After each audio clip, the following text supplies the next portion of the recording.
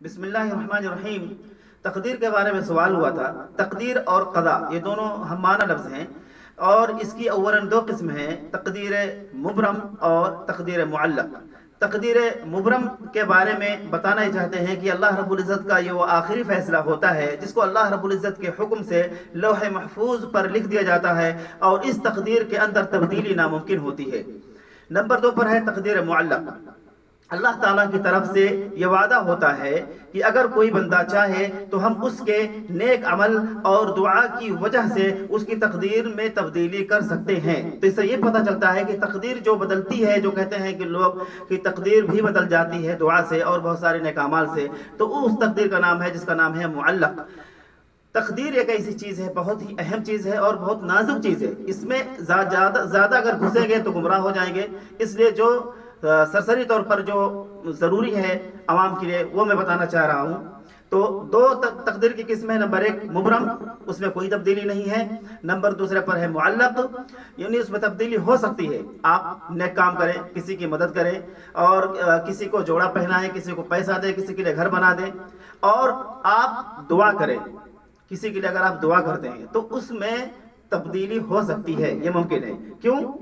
دیکھ لیجئے کہ یہ سورہ رعد سورہ نمبر 13 اور آیت نمبر 39 میں اللہ رب العزت نے فرمایا یمحو اللہ ما یشاء ویثبت وعندہ ام الکتاب۔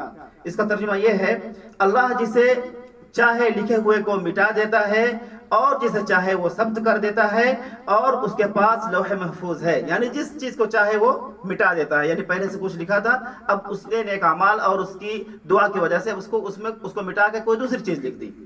اسی طریقے سے جس کو ثبت کر دیتا ہے اس کا تقدیر مبرم سے تعلق ہے، اور لوح محفوظ اللہ کے پاس ہے، اللہ کی ملکیت میں، تو اللہ جو چاہے اس میں تبدیلی کر سکتا ہے۔ ترمذی شریف کی حدیث نمبر 2139 میں ہے کہ اللہ کے نبی نے ارشاد فرمایا لا يرد القضاء الا الدعاء، یعنی قضاء اور تقدیر کو کوئی چیز نہیں بدل سکتی سوائے دعا کے۔ تو دعا اگر کریں گے تو تقدیر بدل سکتی ہے۔ اور اسی طریقے سے یہ ایمانیات میں سے ہے، یعنی اس پر ہمارا عقیدہ اور ایمان ہونا چاہیے کہ جو کچھ بھی ہوتا ہے وہ اچھے کے لیے ہوتا ہے اور اس میں خیر ہوتی ہے، چاہے وہ تقدیر اچھی ہو یا بری ہو۔ اسی سے ملتی ایک حدیث ہمیں ملتی ہے۔ یہ دیکھیں، جبرائیل علیہ السلام آئے تھے اللہ کے نبی کے پاس اور کہا کہ ان چیزوں پر ایمان رکھنا یہ ایمانیات میں سے ہے، اگر کوئی ان چیزوں پر ایمان نہیں رکھتا تو وہ کافر ہو جاتا ہے، جسے ہم بچوں کو سکھاتے رہتے ہیں آمنت باللہ وملائکتہ وکتبہ ورسلہ والیوم الآخر والقدر خیرہ وشرہ من اللہ تعالی والبعث بعد الموت۔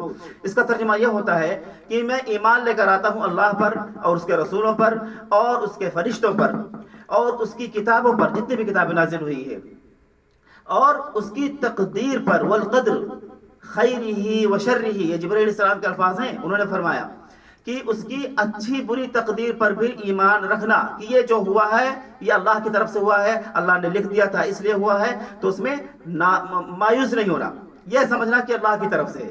والقدر خیرہ وشرہ، اچھی بری تقدیر پر، من اللہ تعالی والبعث بعد الموت، اور مرنے کے بعد دوبارہ زندہ ہونے پر بھی ایمان رکھنا، یہ بھی یہ ایمانیات میں سے ہے، اور یہ چیزیں ہم کو سکھائی ہیں اللہ کے نبی نے۔ تو اگر کوئی چیز ہمارے ساتھ پیش آتی ہے، چاہے ہمارے ساتھ اچھائی پیش آتی ہے تو بھی ہمیں ایمان اس پر رکھنا ہے کہ اللہ کی طرف سے ہے، اور اگر ہمارے ساتھ برا ہوتا ہے، ہماری کچھ نعمتیں چھین لی جاتی ہیں، تو اس میں بھی شکر ادا کریں کہ ہو سکتا ہے اس میں بھی خیر ہو اور اللہ نے یہ لکھا تھا ہمارے نصیب میں اس لیے ہو رہا ہے۔ اللہ تعالیٰ سے دعا کہ اللہ تعالیٰ ہم سب کو ہمارا ایمان کو سلامت رکھے اور ہمارا جو خاتمہ ہو ایمان پر ہو۔